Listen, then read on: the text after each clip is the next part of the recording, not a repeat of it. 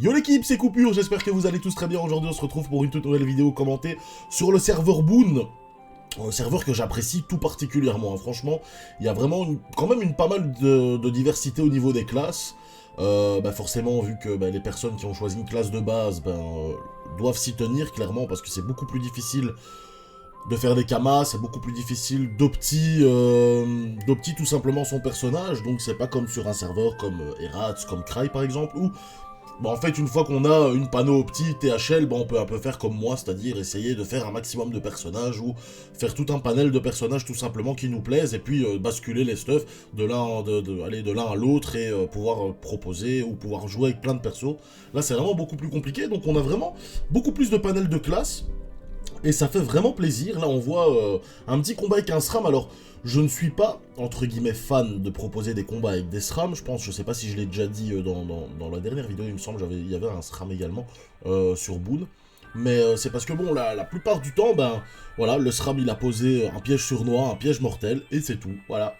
On peut pas faire grand-chose en tant que commentateur, entre guillemets. Donc, c'est vraiment très compliqué, mais on va voir un petit peu au niveau du placement du SRAM, mais voilà, là on voit qu'il se parle un petit peu les pièges sournois. Il a clairement raison, hein, surtout à son niveau 113, ça c'est assez délicat. On va voir s'il va arriver justement à faire de gros dégâts au CRA, au corps à corps. Là vraiment le but du SRAM, ça va faire en sorte d'essayer de coincer le CRA. Ça je pense que c'est le but de toute classe en fait, hein, d'essayer de coincer le CRA dès qu'il joue contre un CRA dans un des quatre coins de la map, tout simplement. Et tout simplement, essayer de mettre un maximum de pièges pour essayer de le coincer dans ce genre d'endroit, comme... Aïe, là, il l'a trouvé. Mais bon, il a plus de PA, malheureusement. Il a gaspillé tous ses PA pour essayer de le trouver. Et c'est juste à la fin avec une flèche explo à moins 42. Mais donc, du coup, c'est vraiment avec des flèches...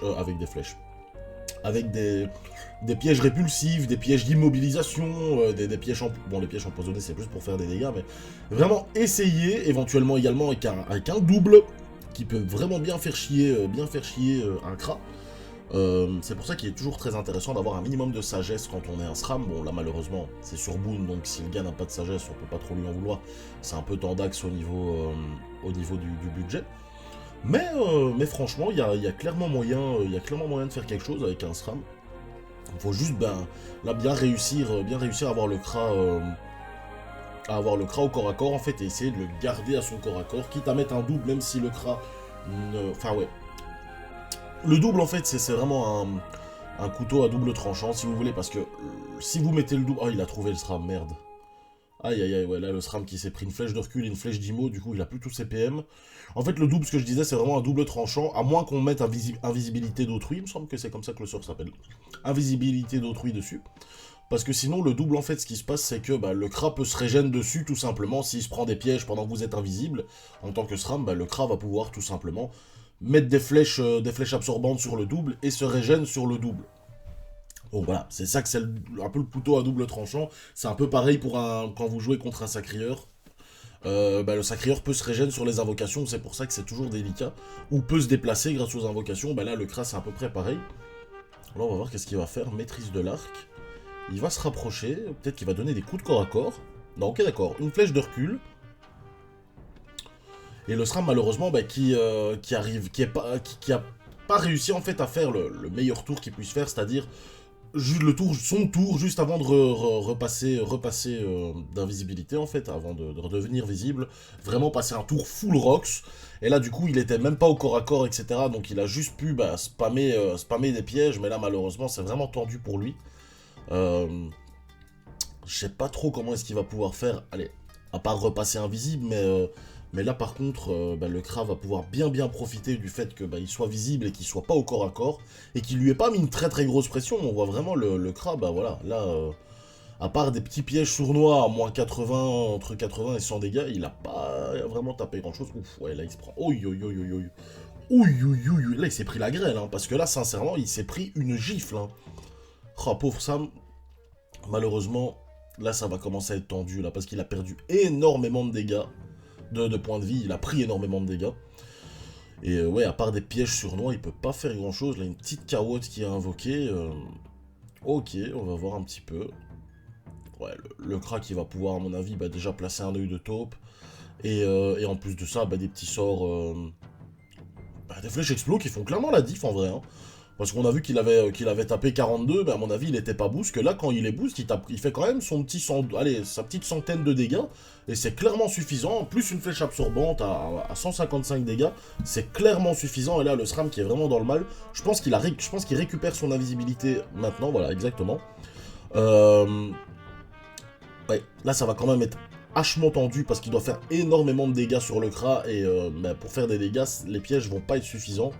Donc là, il va vraiment falloir faire qu'il fasse des dégâts au corps à corps avec des attaques mortelles, avec des... ouais, là, il est clairement terre, donc ça va être avec des attaques mortelles. Ça va être également avec donc, son corps à corps, si jamais il en a un.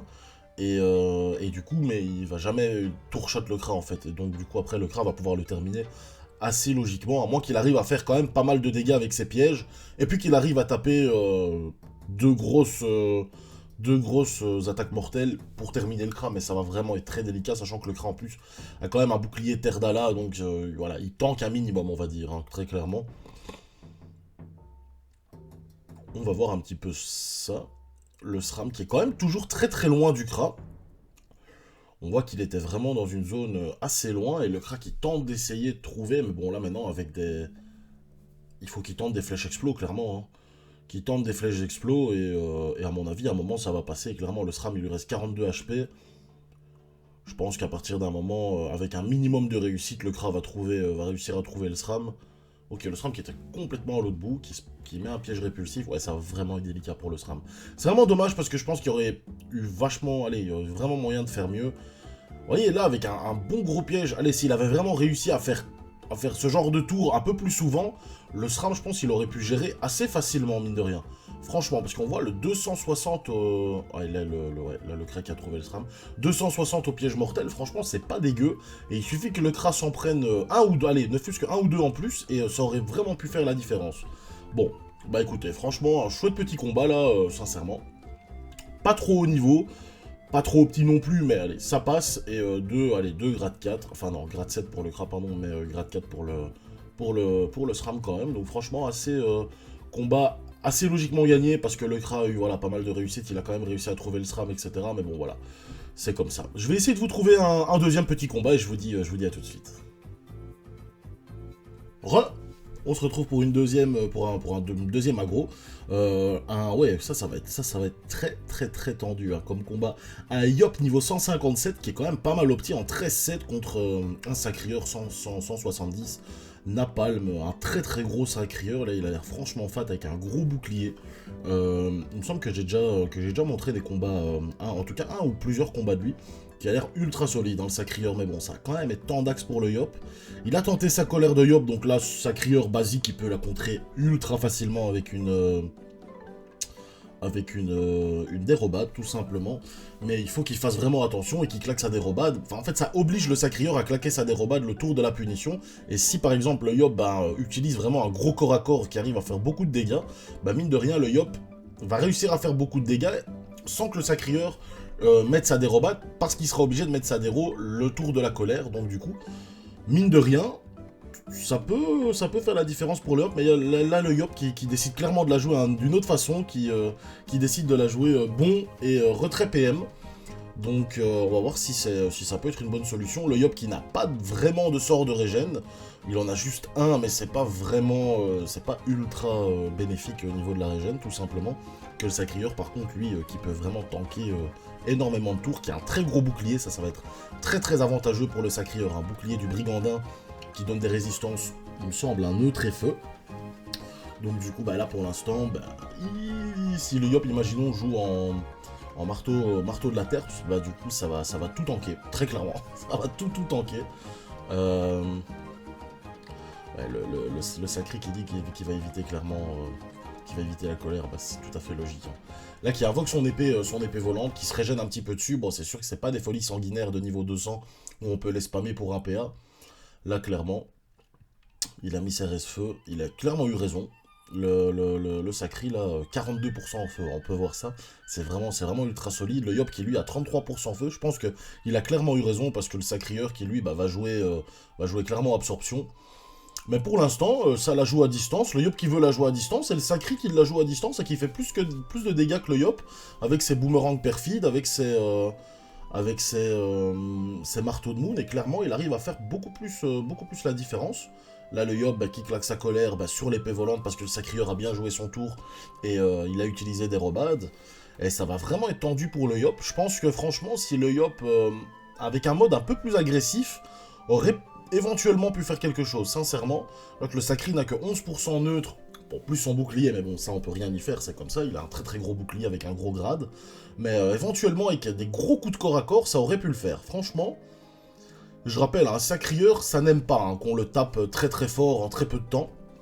Donc, avec un Yop, c'est clairement une des meilleures classes pour pouvoir le faire. Alors, le seul problème avec le Yop, c'est qu'après, on est au corps à corps du Sacrieur, et le Sacrieur, souvent, quand il se prend beaucoup de dégâts, après, il est bien boosté, donc après, il met des grosses gifles, donc c'est ça le problème. Mais du coup, ouais, là, le Yop qui est vraiment un petit peu en difficulté, je peux comprendre, hein, franchement.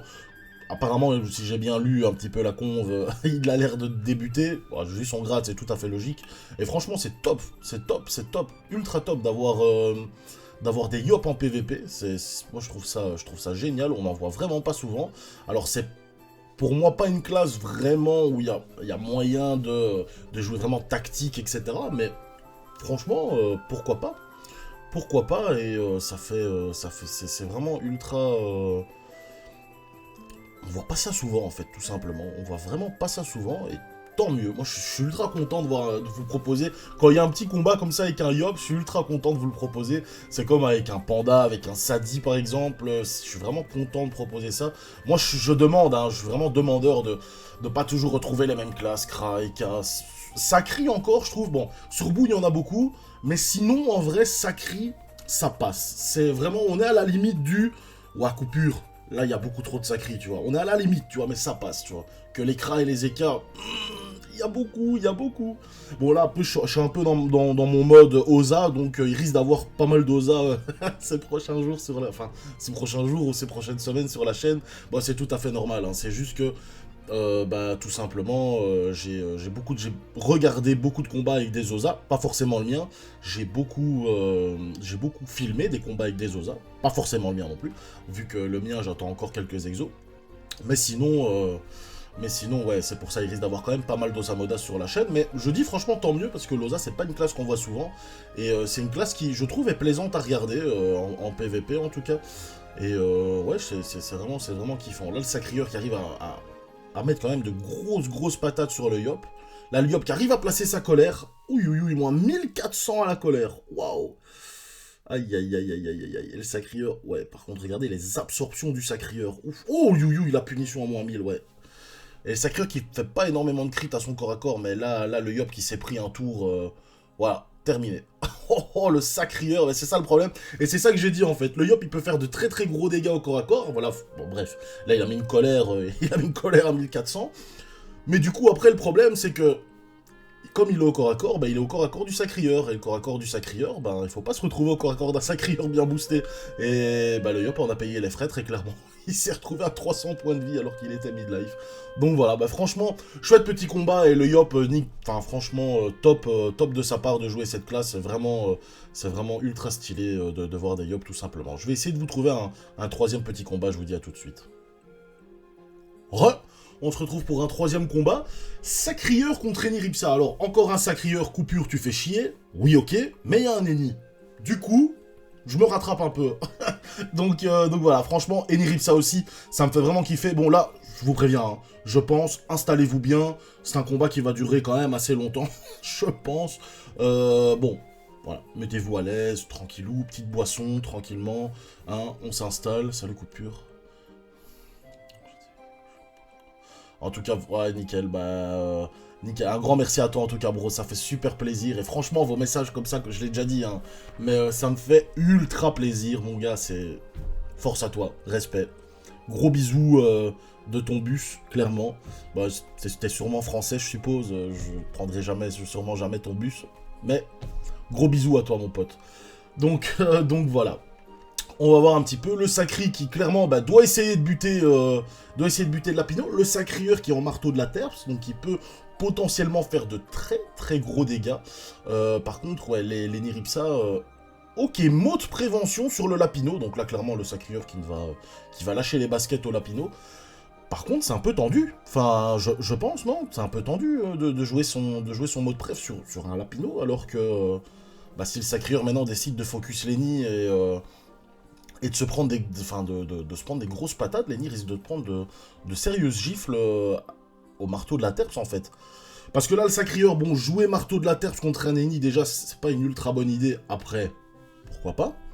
Mais du coup, ouais, contre Lenny avec un mot de prévention, c'est comme jouer marteau de la terre contre un Xelor. C'est pas une ultra bonne idée, en fait. C'est vraiment pas une ultra bonne idée.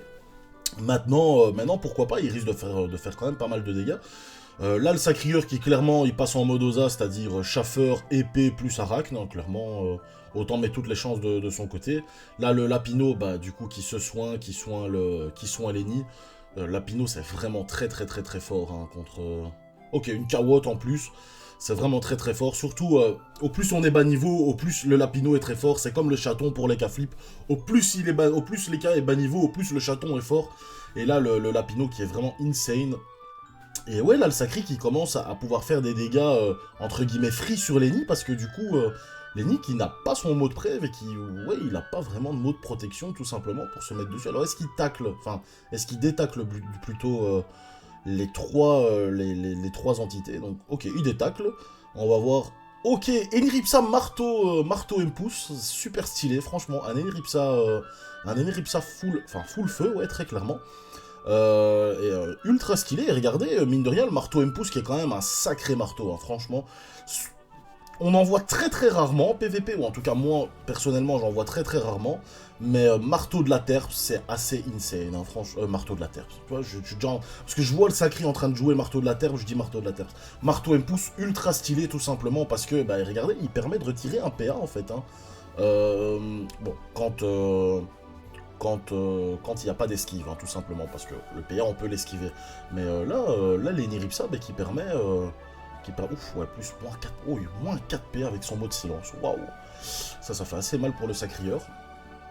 Et Lenny, bah, qui se fait soin par son Lapino, tout simplement, tranquillement. Là, le Sacri, bah, un tour de full boost, il tape pas très très fort avec son... le Sacrieur, par contre, avec son marteau de la terre, il n'a pas encore fait de crit, je sais pas s'il arrive à 1 sur 2 coups critiques avec ses châtilles ou quoi que ce soit, c'est quand même Tordax d'arriver à 1 sur 2 coups critiques à ce niveau-là. Sachant que, bon, il est niveau 104, donc il a même pas le solo monk ou quoi que ce soit, c'est assez tendu, hein. Il n'y a pas beaucoup d'items qui donnent énormément de coups critiques, alors il peut éventuellement mettre la ceinture Schaffer ou quelque chose comme ça, qui donne pas mal de coups critiques, et l'Eniripsa, mine de rien, qui bourrine, hein, avec son marteau, avec son M-pouce, ça bourrine, hein, donc voilà, le Sacrieur qui est quand même à 12 PA, là il va pouvoir mettre 3 coups de marteau. Ah non, ouais non, une punition, ouais non, il a clairement raison, j'avais pas vu son niveau, allez, qu'il était à près de 50% de points de vie. L'Eniripsa qui a mis un gros crew neutre, hein, on voit c'est 26% neutre. L'Adero, ça c'est vraiment bien joué de sa part. J'espère pour lui qu'il tacle Lenny tout simplement. Là, Lenny, vous voyez, un Lenny full intel qui... Ok, d'accord, il fait des mots de revitalisant, mais du coup, il soigne le Sacri en même temps. Je sais pas si c'est une super bonne idée, ça, mais bon. Et du coup, ouais, là, le problème de l'Eniripsa, en fait, c'est quoi? C'est que... Bah là, il va pas pouvoir détacler facilement. Enfin, là, il essaye même pas. Je pense qu'il a même pas essayé de détacler. Mais du coup, c'est sûr qu'avec un mode, en fait, un mode... Oh, merde. Oh, le Sacrieur qui fait un échec critique sur son premier coup de corps à corps. Aïe, aïe, aïe, ça fait mal, ça. Et le mot de prév qui tombe maintenant, et ça, forcément, ça va le payer, il va le payer cash, hein, parce que mot de prév, mon gars, tu vas faire 0 dégâts sur l'Eniripsa. L'Eniripsa qui tente même pas de détacler, franchement. Et c'est ce que je voulais dire en fait, un Eniripsa, on voit souvent les Eni qui jouent, bon là du coup il est trop bas niveau pour pouvoir le faire, mais qui jouent full air, avec un marteau par exemple, un marteau de la gamine Zot, là je le dis il est vraiment trop bas niveau, là c'est le Sacri qui fait une libération, ok d'accord. Et en fait ce qui va permettre aux Eniripsa de jouer au mot blessant, il me semble que c'est ça, mot blessant, tout simplement pouvoir détacler beaucoup plus facilement, parce que les Eniripsa c'est comme les classes comme les Osa, comme les Sadi, ce ne sont pas des classes qui peuvent se déplacer beaucoup plus facilement, comme un Xelor, comme un Sacrieur, comme un Yop, comme un Feka, comme un Eka, qui n'ont pas de sort de téléportation ou quoi que ce soit, et donc du coup il faut vraiment faire très très attention au placement, en fait, tout simplement. Et c'est pour ça, d'ailleurs, que moi, j'ai clairement envie de jouer mon Osa. Et pour pouvoir faire vraiment attention à ce niveau placement, et que si tu te places mal, bah, ton combat, il est clairement terminé. Que là, Lenny qui se reprend une punition, mais qui avait quand même pas mal, de régène, donc du coup, il a réussi à bien tanker cette punition.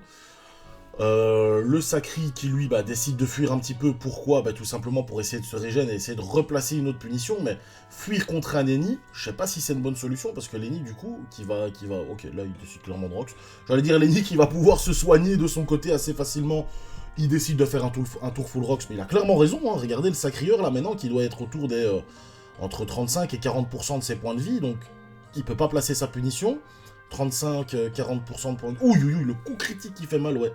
Là, le Sacrieur qui arrive à se régénérer un petit peu, mais c'est toujours pas ouf. Et là, Lenny Ripsa qui va pouvoir mettre un tour de Rox, si je dis pas de conneries, hein, je pense que voilà. Et du coup, le Sacrieur qui ne va clairement plus pouvoir placer de punition. Donc ça, c'est déjà un très très gros avantage pour Lenny Ripsa. Vous voyez, la différence en coup critique au mot interdit, c'est assez ouf. Hein, qui tape quasi le double. Ça, c'est pour ça qu'en Lenny Ripsa, le but est clairement d'être 1 sur 2 coups critiques au mot interdit. Là, le Sakri qui se retrouve à 400 points de vie. On va voir qu'est-ce qu'il peut faire. Il va, là, son tour châtie, donc à mon avis, il va invoquer quelque chose en plus pour pouvoir se soigner. Ok, un chaffeur. Il va pouvoir faire une folie sanguinaire. Ok. Tour basique du Sakri, mais qui est un petit peu la tête sous l'eau, en fait. Enfin, c'est vraiment... il est presque en train de se noyer. Il essaye de garder la tête hors de l'eau. C'est vraiment ça. Mais c'est franchement délicat. Et Niripsa, c'est vraiment très très fort comme classe. Hein. C'est vraiment ultra balèze en PvP. Et là, il a toujours de toute façon son Lapino derrière. Voilà, il lui soigne du quasi 110 points de vie par tour. Sachant qu'il a 1500 points de vie. Donc voilà, un 15e de ses points de vie sont soignés. Ah, ok, d'accord. Ouais, là, il y a pas mal de personnes, malheureusement, sur Boon qui coupe le spec en fait, donc du coup ça me nique un petit peu, mais j'avoue, bon là il a l'air d'avoir réouvert. Il y a peut-être quelqu'un qui lui avait demandé de couper spec pour pouvoir l'aggro. Bon, on n'a pas gratté grand chose je pense, on va quand même continuer. Alors, la Lenny qui se soigne, qui donne quand même des petits coups de corps à corps à moins 100, ça fait quand même la différence. Là, le Sacrieur qui est vraiment dans le mal. Lenny Ripsa qui se fait de toute façon soigner par son Lapino, ça c'est vraiment bien, hein. Franchement Lenny Ripsa qui reste bien du côté de son Lapino. Là le Sacrieur qui malheureusement il fait pas beaucoup de coups critiques, hein, parce que s'il avait fait un peu plus de coups critiques, je pense que Lenny Ripsa serait beaucoup plus que ça dans le mal. Et pour l'instant franchement c'est un assez beau combat. On est on est à quoi, on est à tour 14, franchement ça passe. Et je pensais que le combat allait durer beaucoup plus longtemps, mais là je pense que le combat va se terminer dans 2-3 tours grand max, parce que là les Niripsa qui arrivent à mettre vraiment une très très belle pression sur le Sacrieur. Regardez, 223 points de vie pour le Sakri. Les Niripsa lui qui arrive vraiment à rester, à bien tanker en fait, hein, mais bon c'est le but de la classe Eni. Là le Sakri qui décide de claquer sa libération, à mon avis il va invoquer une arachne ou une épée volante pour pouvoir se soigner dessus. On va voir un petit peu... Ah non, une carotte, ok. Carotte, comme ça il peut se soigner avec le glyphe également. Lenny Ripsa qui lui n'aura pas de ligne de vue, donc ça c'est bien joué également de la part du Sacrieur. Il n'aura pas de ligne de vue pour pouvoir taper au marteau, à moins qu'il décide de clean la carotte. Mais voilà, je pense pas qu'il réussira à la clean.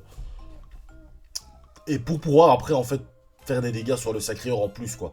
Donc là c'est clairement bien joué de sa part de soigner, clairement il remonte quasi... Oh, un deuxième Lapino, ouais ça va commencer à être délicat pour le Sacrieur. Parce que si Lenny Ripsa décide vraiment de rester de ce côté, donc du côté droit de la map, ah non, ben là il y a le Lapino qui décide quand même de rush un petit peu, mais si Lenny Ripsa décide de rester du côté de ses Lapinos, ça fait beaucoup de soins par tour, et là le Sacrieur qui va vraiment se retrouver débordé.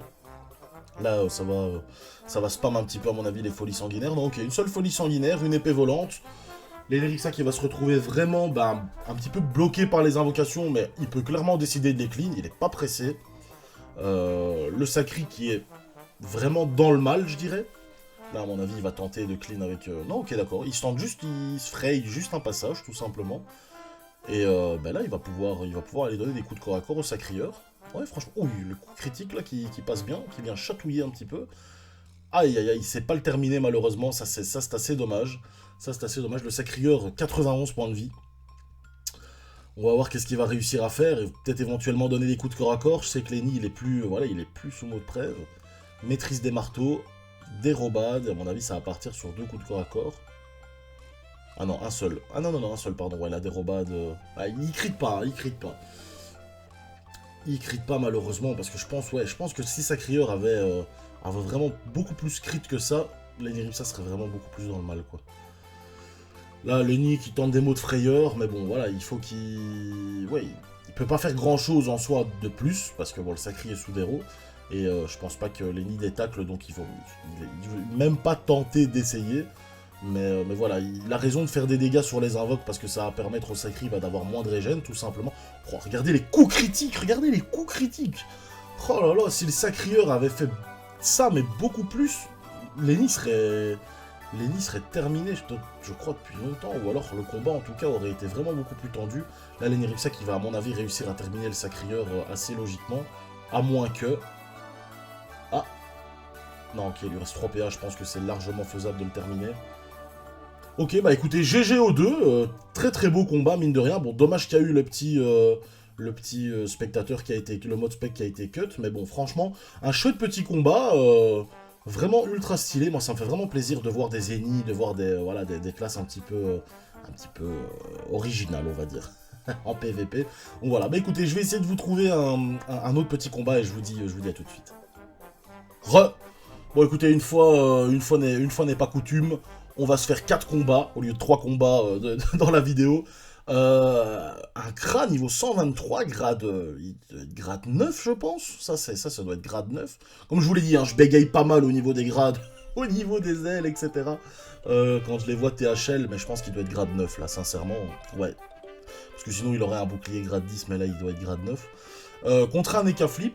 Alors, je suis en marteau, donc 6. Je pense que le Kra n'a pas mis son bon mode.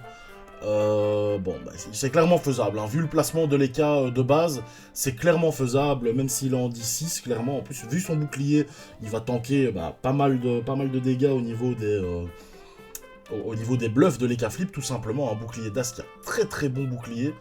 Là, l'Eka qui invoque son chaton, c'est assez logique. Le chaton qui a beaucoup de PM et qui risque de faire... de gêner un petit peu le Kra au niveau de son placement, au niveau des lignes de vue, peut-être un petit peu. Bon, à mon avis, des lignes de vue, voilà. Voir si le Kra arrive à détacler le chaton, mais je pense qu'il y arrivera sans problème, hein, vu il a déjà une solo monk, donc il doit quand même avoir un minimum d'agilité. J'ai fait le placement, et j'ai tapé...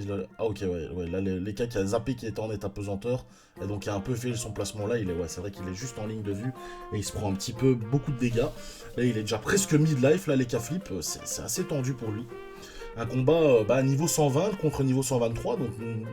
Écart de level, il n'y en a pas énormément. Un gros odorat là.